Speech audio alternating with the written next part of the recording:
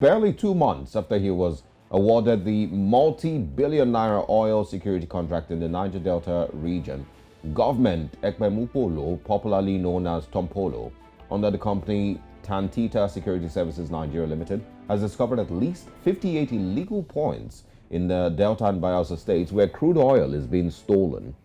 Just 24 hours ago, another huge illegal pipeline connected to the 48-inch Trans-Forcados export trunk line was discovered at the rear of a military security post in Burutu Local Government Area of Delta State. Early in the year, Rivers State Governor Nyesom Wike accused the police chief in the state of operating an illegal refinery and demanded his redeployment from the state.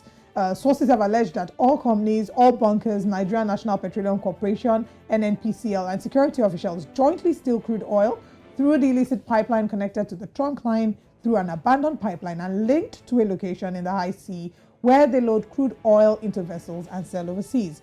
Now, this leads to the following questions. Why is the NNPC just discovering this now? Will corporates, the culprits, be brought to the book, or is this just another never-ending but a forgetful story? Now, joining us this morning to discuss this is Energy Policy Analyst ADEOLA YUSUF. Good morning, and thank you for joining us. Thank you so much for having me. Good morning. Good morning. Now, there's some stakeholders in the oil and gas industry that are shocked at the recent discoveries, while others, of course, are not surprised. Let's get your views. When you hear these things, do they shock you? Or do you, of course, you fall on the side of those who are really not even surprised?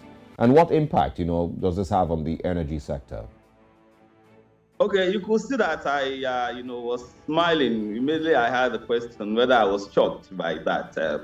Whosoever that is closer to the happenings in Nigerian oil and gas industry would never ever be shocked by that revelation.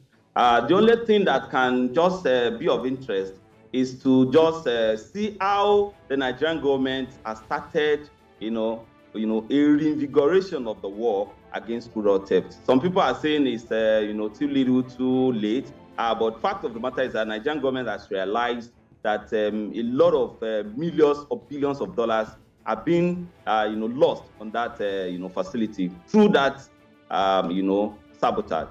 It's important that I paint a clear picture for all Nigerians to understand, what we mean by this crude theft and the myth and miracles of crude theft. What will happen? What we have on the, scattered in Niger Delta, are what we call, the point at which crude oil are being extracted. That is the wellhead.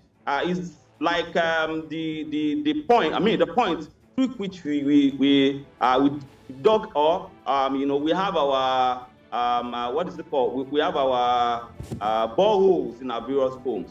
So scattered across the Niger Delta, we have those wellheads, and they are the point through which you extract the crude. So connected to this wellhead are what they call the flow lines, the pipeline that they call the flow lines. Those are the pipeline that takes the crude oil from those wellheads into another bigger pipeline that they call, the export lines. And one of those popular export lines is the, Escravos, the Escravos line. And just like I was just trying to say, we have about 1,000, if not more than that, of flow lines connected to this, export line. Export line is the bigger power line, and this export line is the one that takes this crude, that aggregates from all those flow lines into the export terminals.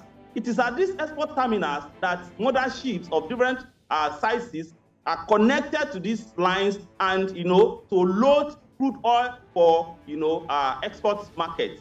So now what we have been having all this while is that before this renewed effort to curb crude theft is that most times when over 200 barrels of crude oil are being put through various flow lines into the export line, 200,000 barrels, by the time it gets to the export terminal, they only recover about 30,000 barrels. At some point, they were recovering about 3,000 barrels. That is for you to know, the industrial scale of theft that has been happening, in the Niger Delta. Now, there has been this blame game of who is truly responsible for this crude theft. And we all know that there is no way this set of people that I want to mention can, be absolutely, the sponge or, not to be blamed in this, issue.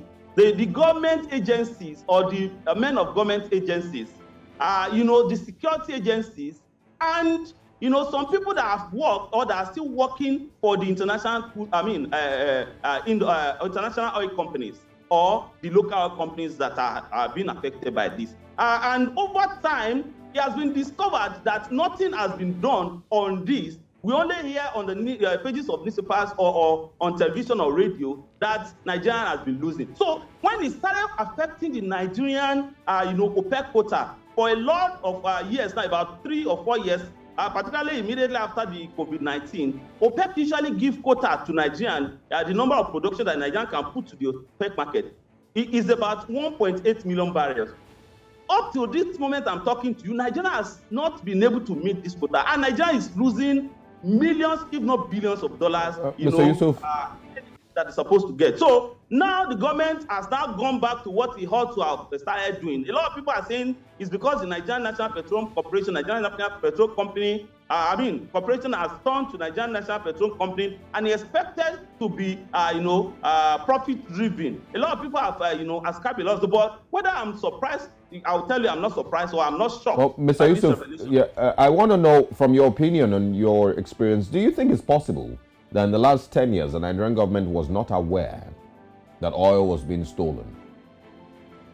Okay, there is no way Nigerian government will not be will be unaware that crude oil is being stolen. And the reason I'll give for that is that, okay, so on Friday, I was in the Niger Delta in local government on the OPL 54 Dawes Island, and I saw things for myself. So what the true picture of what is happening now and the discoveries that have been happening now is that on this, on this export line, there's this bigger line that, all the flow lines are connected and they are using that to drop, their production into. A lot of other pipelines are connected to it. Illegal pipelines are connected to it. That they are using that, to fetch to steal crude. Before now, what we have been having is pipeline vandalism and crude theft. But now, the crude thieves have upgraded. They don't vandalize pipeline now. They technically and professionally, tap into these export lines, and this has, made it so easy, and they are effortlessly stealing Nigerian crude. I would say Nigerian government is not aware in the last 10 years because of this reason. Number one, you will recollect that about 10 years ago, the government of former President Goodluck Jonathan awarded contract of pipeline surveillance to the man everyone knows as Ekpemupolo. That was about 10 years ago. This government, at this twilight, has again re-awarded this pipeline, surveillance to Ekpemupolo and to some people, in a bid to make sure that the volume of, the yield volume that government is losing on this, to this crude pipeline is reduced. So that is clearly showing that Nigerian government is aware, but the approach that the Nigerian government is using may now be what can be put into question. And like I was relaying the experience of on Dawes Island, you will see practically that those that do not understand the technicalities of this cannot easily tap into this. So Nigerian government should look inward. It's a good thing that they are doing this, now, but they should look inward and be serious about this, so that we won't have a repeat. Like I told you, about 10 years ago, this same contract was awarded. Now we are still having that same contract, being awarded. All right, Mr. Yusuf, we've run out of time, unfortunately, but I want a yes or a no. The president or national chairman of HostCom has said that they know the people who are basically behind this oil theft and it's an organized crime. Are we going to see names, and are we going to see people being charged to court? Is it yes or a no?